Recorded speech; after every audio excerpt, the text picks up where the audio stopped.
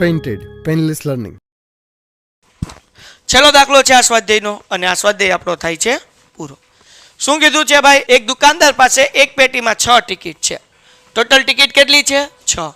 Okay, તેમાંથી 2 ticket 10 રૂપિયાના ઇનામવાળી છે. અહીંયા ધ્યાન રાખો ભાઈ, 10 રૂપિયાના ઇનામવાળી ટિકિટ. સાઈડમાં લખું, 10 રૂપિયાના ઇનામવાળી ટિકિટ બરાબર 2. પછી ભાઈબંધ શું કીધું ભાઈ? બાકીની ટિકિટ 5 રૂપિયાવાળી છે. તો 5 રૂપિયાવાળી કેટલી ટિકિટ થાય? 5 રૂપિયાના ઇનામવાળી બોલો 4. કુલ ટિકિટ કેટલી છે ભાઈ? 6 છે. કુલ ટિકિટ કેટલી છે? 6. તેમાંથી 2 આ હોય તો 4 આ હોય ને, તો કુલ ટિકિટ કેટલી થઈ ગઈ? 6. ડન છે. આગળ વ્યા જઈએ. હવે શું કીધું ભાઈ? જો 2 પેટીમાંથી એક ટિકિટ યાદચ્છિક રીતે પસંદ કરવામાં આવે, બરાબર, તો ઇનામનું અપેક્ષિત મૂલ્ય શોધો. મોસ્ટ આઈએમપી દાખલો. અપેક્ષિત મૂલ્ય એટલે શું? મધ્યક. શું? x બાર નહીં, મધ્યક. હાલો હવે અહીંયા ધ્યાન રાખો. તો આપણે 2 સંભાવના ગોતવાની. સંભાવના 1 p of 5. p of 5 નો મતલબ p of 10 પહેલા ગોતીએ. ચલો નહીં, 5 પહેલા ગોતીએ. 5 પહેલા આવે ને. p of 5 એટલે તો કે 5 વાળી ટિકિટ હોય, રૂપિયા 5 વાળી ટિકિટ હોય. જાગો જ બધાય, બોલ હાલો. 5 વાળી ટિકિટ કેટલી છે? 4.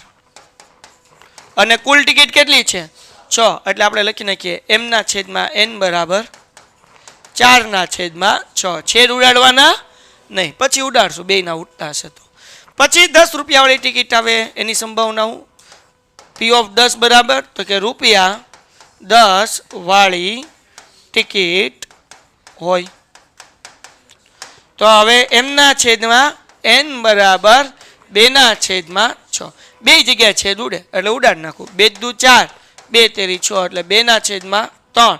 2 એકા 2 2 તેરી 6, 1 ના છેદમાં 3.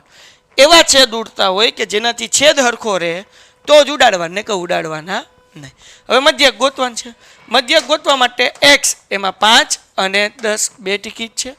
p of x નો આપણને જવાબ શું મળ્યો ભાઈ? 2 ના છેદમાં 3 અને 1 ના છેદમાં 3.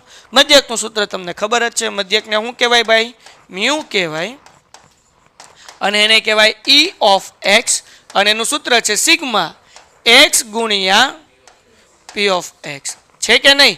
તો આપણે અહીંયા કરી નાખીએ x ગુણ્યા p of x. તો 5 દુ 10 ના છેદમાં 3, 10 એકા 10 ના છેદમાં 3. ટોટલ શું થઈ ગયા?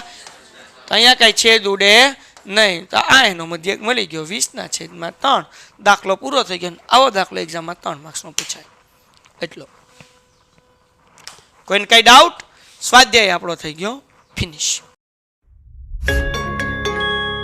Painted, penless learning.